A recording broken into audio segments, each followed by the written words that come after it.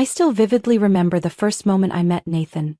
It was a crisp autumn afternoon with golden leaves gently falling outside the office window.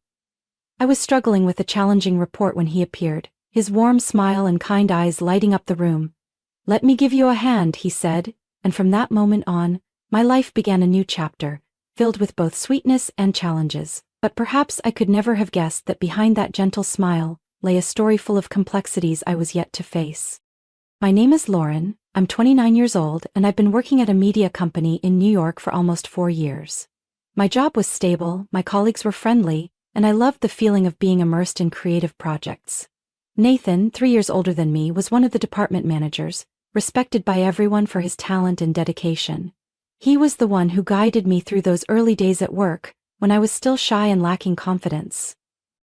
Our relationship began with working together on projects, late-night meetings, at the times he would casually bring me a warm cup of coffee. At first, I thought he was just being kind and polite. But gradually I began to notice his thoughtful gestures, the meaningful glances he gave me. And then, without realizing when, my heart started to beat differently around him.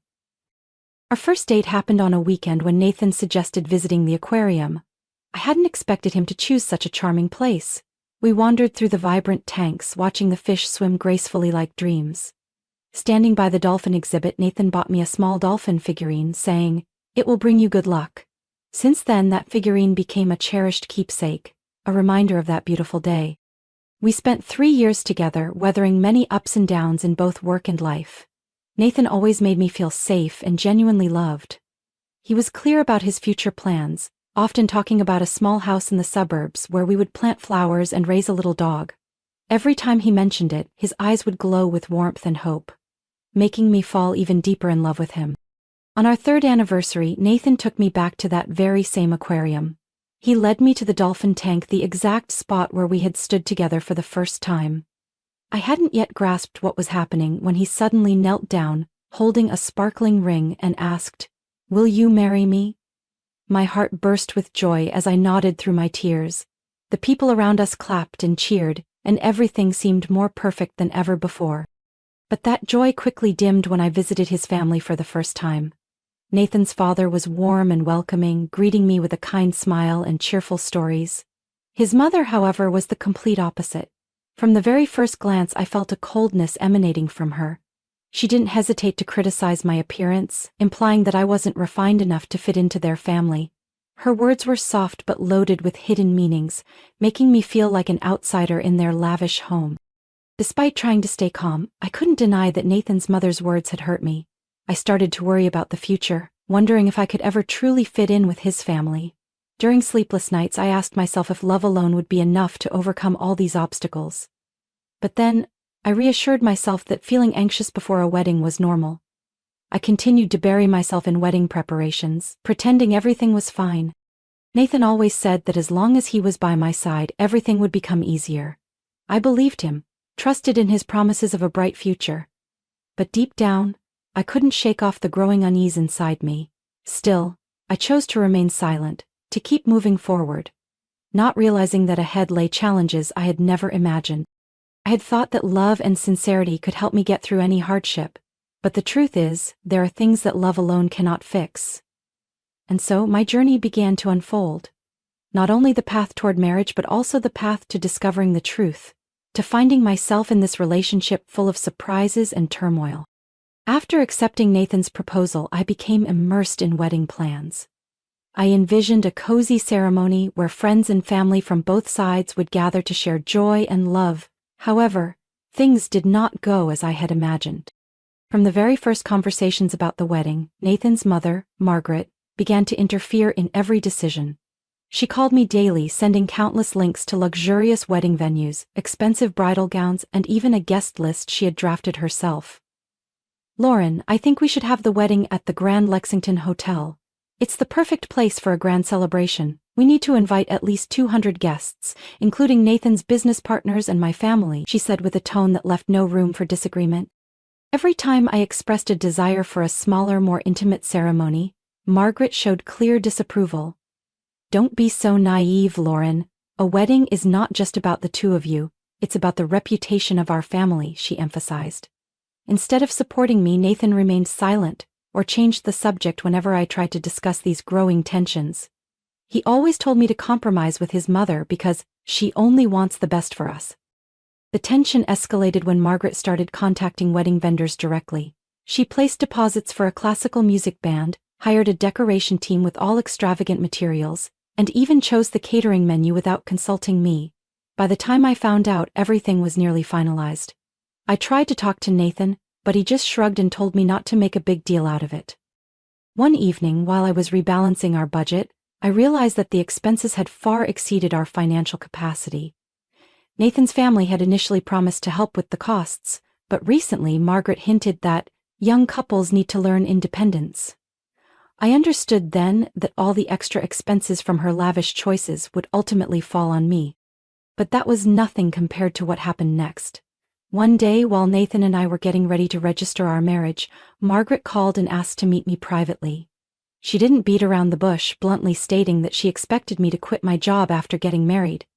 A good wife should stay at home, take care of the family, and support her husband's career. Nathan needs peace of mind to focus on his work, she said, her tone more like a command than a suggestion. I couldn't believe my ears, but I remained polite, replying that I loved my current job and had no intention of quitting. Margaret frowned, her displeasure evident in her cold gaze. The peak of everything came just a few weeks before the wedding. I discovered that Nathan had canceled the lease on the new apartment we had chosen. Instead, he announced that we would be living with his mother after the wedding.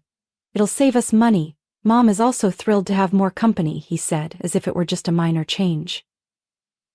I was stunned. All my belongings, including the wedding gifts I had prepared, had been moved to Margaret's house without my consent. The harsh truth finally surfaced on the day we were supposed to leave for our honeymoon. I woke up early, eagerly double-checking our luggage and passports. But when I asked Nathan about the plane tickets, his answers were vague. Suddenly, Margaret appeared in our room with a large suitcase. "Nathan, are you ready? I don't want to miss our flight," she said, her voice filled with excitement. I froze. "Wait, why are you bringing luggage? This is our honeymoon," I asked, my voice trembling with confusion. Nathan, unfazed, responded, "I never said I was going with you.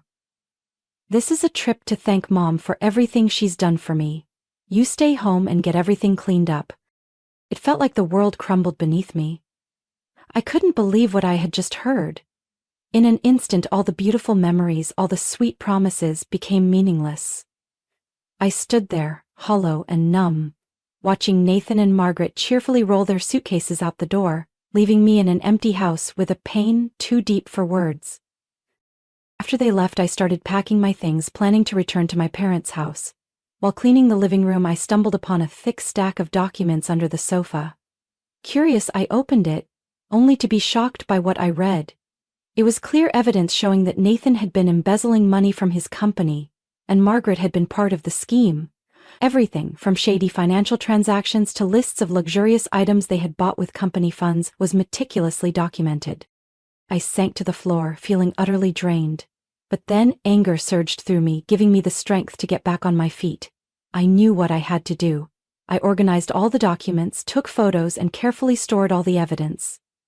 I didn't just want to end this marriage. I wanted to confront Nathan and his mother directly. For the first time in my life, I felt the need to be stronger than ever before. The next morning, I went straight to the company, met with the HR director, and laid out the entire story. Seeing the shock in their eyes, I knew I had done the right thing. This wasn't just about fighting for myself, but also about protecting the company from those who would take advantage of it. I walked out of the office, stepped onto the bustling street, and felt a wave of relief wash over me. For the first time in weeks, I felt like I had finally found myself again. Although I didn't know what the future held, I promised myself that I would never let anyone take advantage of me or walk all over me again.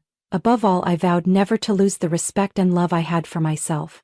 I walked out of the office with a stack of documents in my hands, my mind torn between determination and an overwhelming emptiness.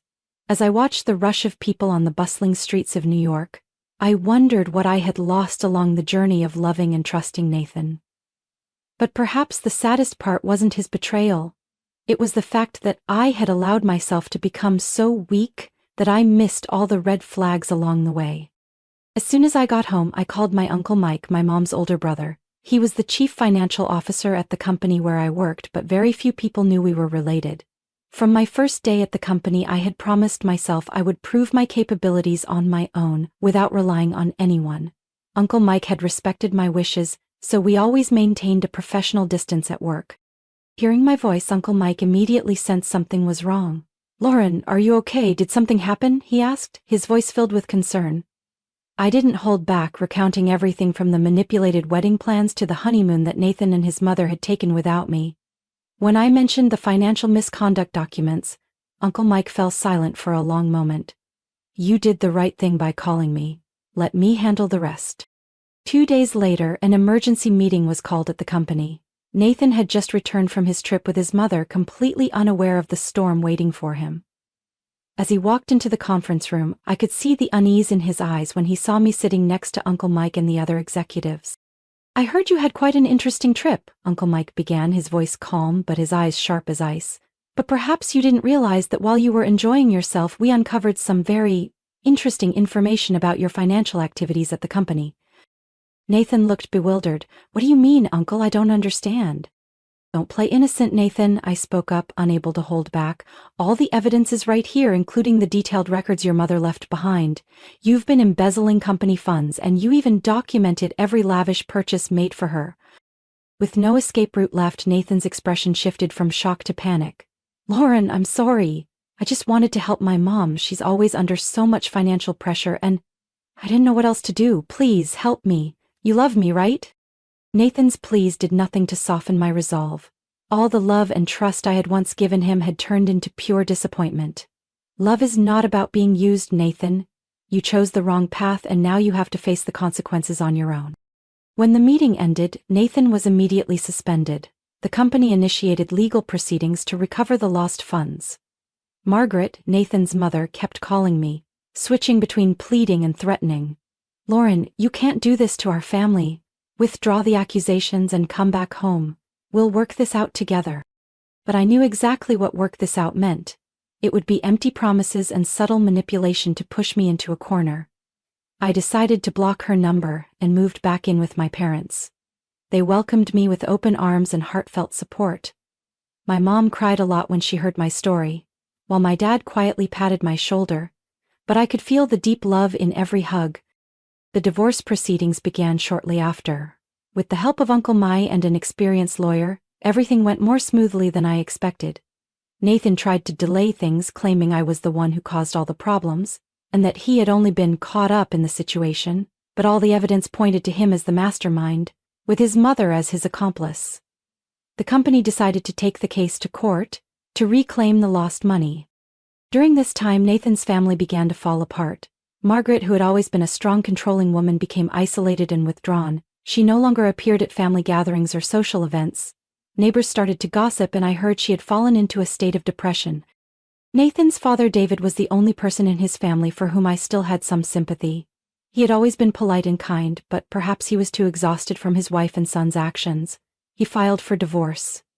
"I can't live another day in this web of lies," he told me during one of our conversations. "Lauren, you did the right thing. I only wish I had seen it sooner." After the divorce, I focused on my work and started rebuilding my life. Uncle Mike suggested I transfer to another branch of the company where no one knew about my story with Nathan. I agreed, seeing it as an opportunity to start fresh and distance myself from painful memories. Nathan, after being fired and left without support, began to spiral into a crisis. He lost the ability to work as no one wanted to hire someone who had embezzled company funds. The luxury items he and his mother had bought with stolen money were confiscated. They had to sell their house to pay off debts, and eventually Nathan had to rely on support from social organizations. Though the story ended with a lot of hurt, I did not regret what I had done. I had stood up for myself, protected my dignity, and regained my self-respect. Above all, I learned that sometimes loving yourself is the greatest act of courage. My life turned a new page when I received the transfer notice to the company's San Francisco office. The coastal scenery, sloping streets, and vibrant city life made me feel reborn. The new job not only helped me escape sad memories but also opened up new opportunities for personal growth. My colleagues at the new branch were welcoming. They accepted me without prying into my past, focusing only on what I could contribute to the company.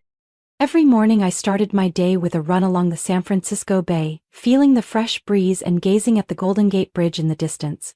For the first time in months I felt a genuine sense of peace in my soul. I no longer had to face scrutinizing looks or deal with rumors. Here I was free to start over and build a completely new life.